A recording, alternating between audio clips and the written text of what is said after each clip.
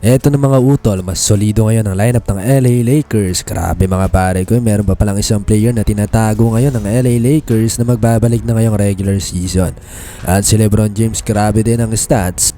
MVP mode na nga si Lolo Lebron mga pare ko. Yan ang ilalatag natin sa video na to. Kung gusto mo malaman ang bagong player ng LA, i-like mo muna ang video, mag-subscribe at pindutin ang notification bell. Maraming salamat. Huwag na nga natin patagalin pa. Dahil ngayong season ay grabe ang performance ni Lolo Lebron James mga pare ko, mala MVP season nga ginagawa ngayon ni Lolo Lebron.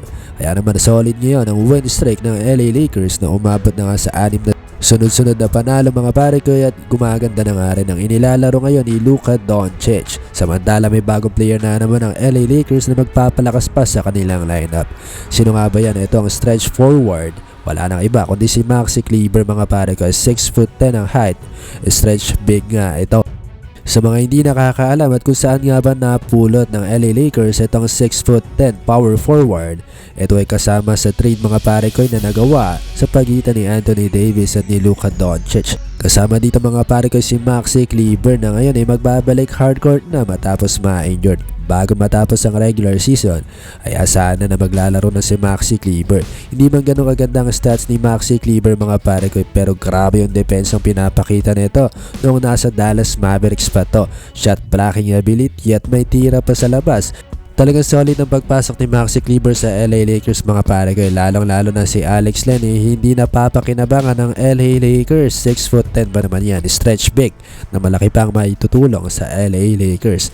Samantala patungkol naman kay Luka Doncic ay gumaganda na nga ang inilalaro nito.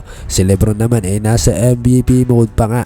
Grabe si Lolo Lebron, talagang hindi mapigilan. Isama mo pa nga dyan si Luka Doncic, talagang maluwag ang floor kapag nagsama ang dalawang ito. Libreng-libre nga ang isa sa kanila, maring si Lebron o si Luka Doncic. Talagang mapapaisip na nga lang ang kalaban kung sino ang patitirahin sa dalawa. Samantala si Alex ay mga pare ko ay all-outs na nga at hindi nga pinalad dito sa LA Lakers dahil hindi maganda ang kanyang inilalaro. Hindi siya swak kapag nag-small ball na lalo si JJ Redick. Ito si Maxi Kleber ang pupuna sa inaasahan sana dito kay Alex Len. Ano masasabi niya dito mga pare ko sa 6'10" stretch forward niya ng LA Lakers na galing pang Dallas Mavericks na dating teammate ni Luka Doncic sa Dallas.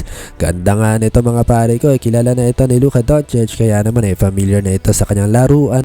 At syempre may chemistry na nabuo sa pagitan ng dalawang players na ito. Grabe nga ngayon ang lineup ng LA Lakers at mala MVP pa ngayon si Lolo Lebron. Talaga solid ngayon ang lineup ng LA Lakers at ngayon nga ay nasa number 2 na sila sa Western Conference NBA standings. Anong say mo dito? Mag-comment ka dyan sa ibaba sa bagong player ng LA Lakers. Like mo na ang video kung nagustuhan mo, mag-subscribe at pindutin ang notification bell. Maraming salamat!